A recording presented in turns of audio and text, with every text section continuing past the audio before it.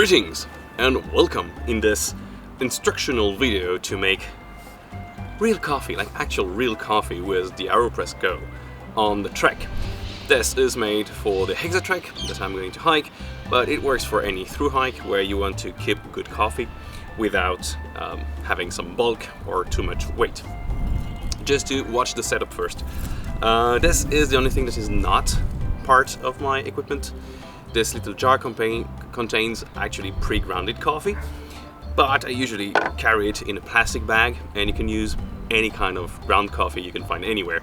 The beauty of the Aeropress Go is that it's going to make any disgusting coffee you find in any supermarket decent. It's going to brew a decent cup every time, and then all the rest is there. So this is actually what I use on the long trek. This is my Toaks titanium. This is a little something. We don't even need this. This is the rest of my puppet, as we say in French. And we're going to go with this. Of course, I decided to go and try that on my roof the day was the most wind. So these are the worst possible condition to do it. That's not a problem. We're going to try it anyway. This is my BRS 3000T.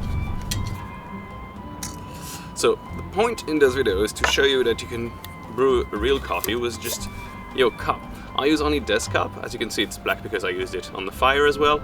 This cup, I use it solely to drink my coffee or my water, so that way it's not tempered by the rest of the gruesome food you would put in it. And I have my Aeropress Go. The only difference is that I'm not taking the filters. I'm taking just one filter. This is the metallic filter. And it's okay because we're not going to use the normal method in this video. So, how do you do it? First, I do that because I want a real cup of coffee. When I say a real cup of coffee, I mean a full cup of coffee. The problem I have most of the time with the method is that you're losing a little bit of water or you're losing a little bit of coffee. And I want a fully warm cup of coffee all the way, and yeah, that's about it. And I want it to taste good on top of that, which is very, demanding. So here it is. Already with this setup, I can blow my water. The only downside is, okay, I'm going to do this just for the wind. It's a lot of wind, so I don't know how much I'm going to be able to, how fast I'm going to be able to boil, but the idea is there. So, how do you prepare this? Actually, you just need these two parts, and we're going to brew the inverted method. So my Aeropress has been used quite a lot, so we don't see the markings that I'm going to show you. Basically what you want to do is that you want to go exactly under the 3 mark. So right here, you put the plunger here. That way it will stay stable. And once you're done, you take your pre-grounded coffee. So I just ground it here right now, but again, it works with anything. And what you want to do is basically to put 11 grams of coffee and 150 milliliter of water. It's almost impossible to do without a balance, but you're going to eyeball it. So I know this is 11 grams, and I'm going to show you how far it goes. So here you go. I'm going to show you again. You level it, and when you level it, you actually know where it is. So as you can see, this is where it should go. So right between the R and the E of the press. In doing that, you know that you're putting roughly 10 to 12 grams of coffee, of ground coffee. And as you can see inside, it's just nice coarse grind, so you don't need to take the extra fine. There is no need for that. So once you have the coffee inside, once you have the plunger at level 3, it will be stable by itself. This is definitely the worst day to do that. I'm already, I always take the best decisions. I'm pretty good at this. Worst angle, the light is wrong, everything is wrong. Yeah, I can see already the bubbles. You can stop when you see the bubbles because it means that the water is already good enough. You don't want 100 degrees Celsius per se. So I'm just going to close it now and assume it's okay. Okay. So I don't want to burn myself. So what do? I do this, and I use this to actually grab the handle, and then you're just going to pour inside. That's going to make a little bit of a mess, so watch out for everything around you.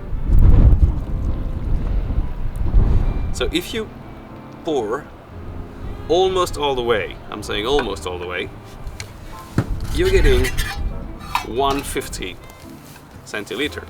That is nice because it keeps the ratio you want to actually have a full brew. So this is where it should be, and then it's pretty easy. You take the filter, the metallic filter, put it on top, then you put the guard, and you're going to want to screw it in place. Don't overfill it, because if you overfill it, there is a chance that you're going to have so much coffee going up, and if you do that, then it's going to be quite annoying. And then you set a timer, and you're just waiting. Actually, what you can do, that I forgot, is to give it a little stir. And then you wait 1 minute and a half, so this waiting moment is good. For example, if you want to look at the mountains behind you, or I don't know, like to think about life, or to try to have this moment to ask yourself the real question: why is the sky blue? Apparently it's the reflection of the water. Or why are the clouds white? Probably racism. Why are you so inadequate in everything you try to do in your life, and yet you pursue? At 1 minute and 30 seconds, you just give it a little swirl, like so. And then what is going on is that actually, I'm going to show you that again. Actually, if you take this is the cup you're going to drink from. It is filled with warm water. 2 minutes.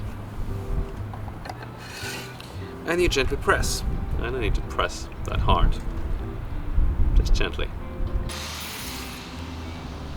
The little hiss. She's dead now. And your coffee is ready. And you have a full cup of coffee that you can see right there. And as you can see, it's fully warm. So that's very nice. And you can drink it directly. Before you drink it completely, I needed that. How do you clean this? I'm going to show you on my roof. It's not great, but it works. You just push it away. Take this coffee cake. If you have not a lot of water, you can just brush it first and then give it a rinse.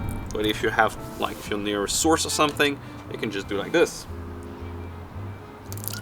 And your Aeropress is good to go. When you store it, you want to put this with the filter on, but don't lock it. If you lock it, you're going to compress the rubber, and the rubber is going to degrade over time. If you keep it loose, it's fine. It's loose, but you will put it, for example, in a net or something. In that way, it will prevent it from going anywhere. So that's it. That's how you brew a fine cup of coffee in real time. Almost. On the trail. See you out there.